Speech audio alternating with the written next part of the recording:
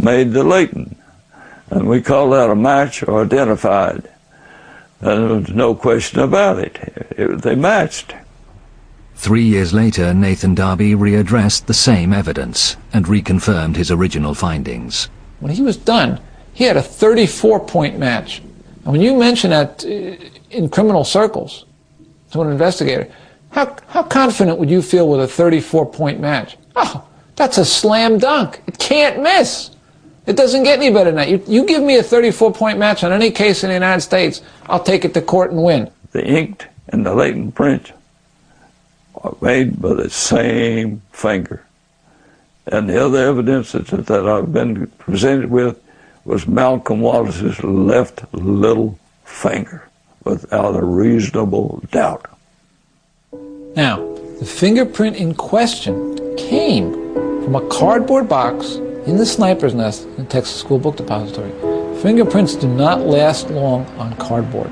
So it's fair to say that either Malcolm Wallace was wandering around there for no purpose. He was in that sniper's nest on November 22nd.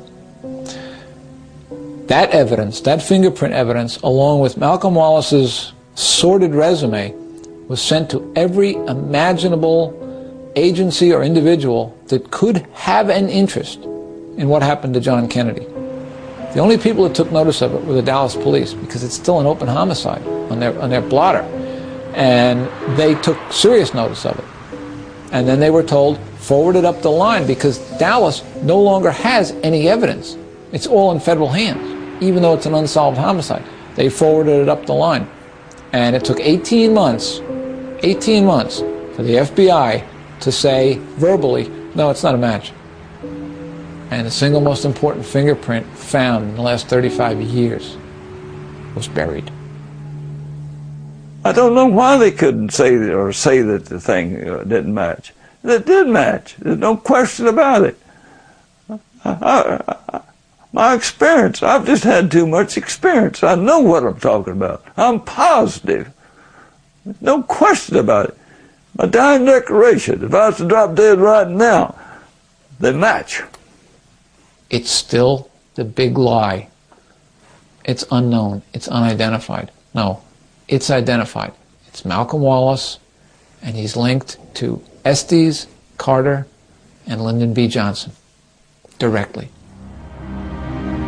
According to the official record, Malcolm Wallace died in a single car accident on this lonely stretch of Texas highway on the night of January 7th, 1971. There were no witnesses.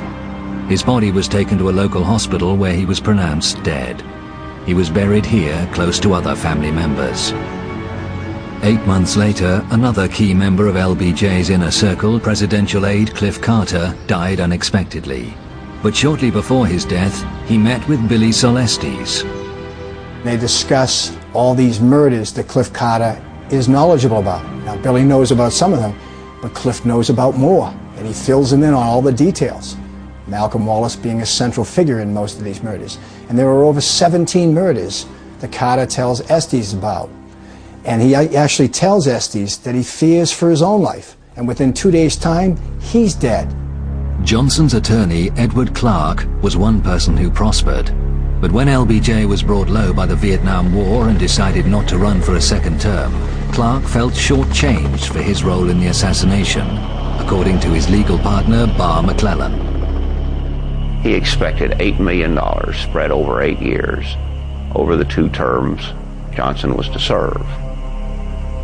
When those terms were cut short by Johnson's sudden and unexpected resignation, Clark was $4 million short. He was not a man to be denied. When he had done a service, he was going to be paid. Planning ahead, he went to Big Oil and Big D, went to Clint Murchison to say, look, I've done y'all a great service. I deserve more. I'm going to get it.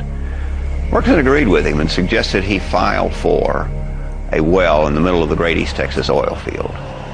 He called me in as his personal attorney to make the first bid for getting that money, and he was not successful in getting $4 million, but he got his $2 million.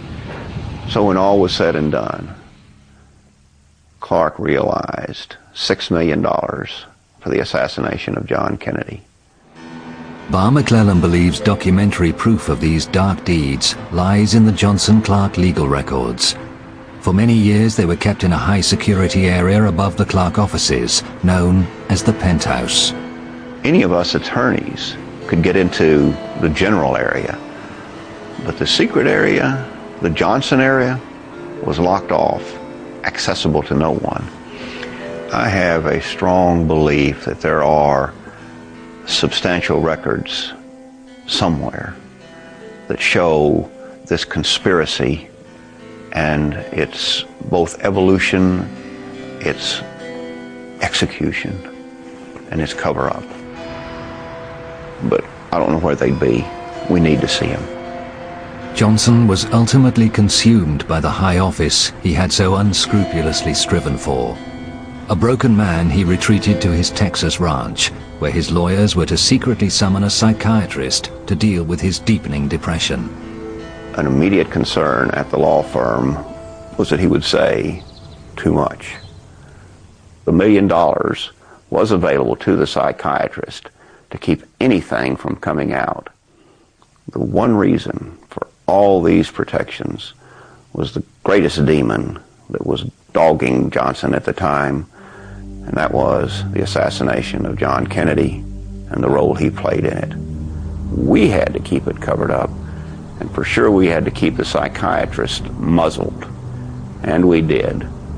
But if any one set of records needs to be produced, the psychiatric records should be disclosed to the American public, because they will, I am confident, disclose his role in the assassination. Only 4 years after leaving office, Johnson died.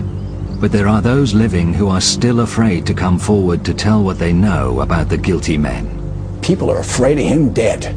He's been dead since 1973, and his shadow still casts fear in this country, especially in Texas. Undaunted, across the nation, the questioning voice of the American people will not be silenced.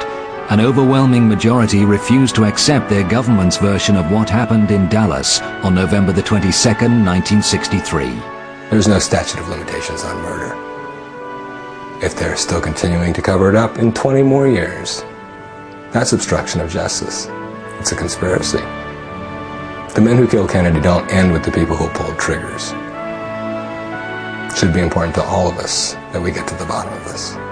Just as John Kennedy's car took an incredible turn when it went on to Elm Street, 300 feet later, our form of government, our way of life, our way of respecting our government, our way of being respected by our government, took that same kind of bizarre wide turn, and we haven't gotten back on the straight and narrow yet. The Kennedy assassination was the end of faith in government. And so it's up to the little man to fight the odds. Davy Crockett, Sisyphus pushing his rock. Someone has to keep fighting the odds.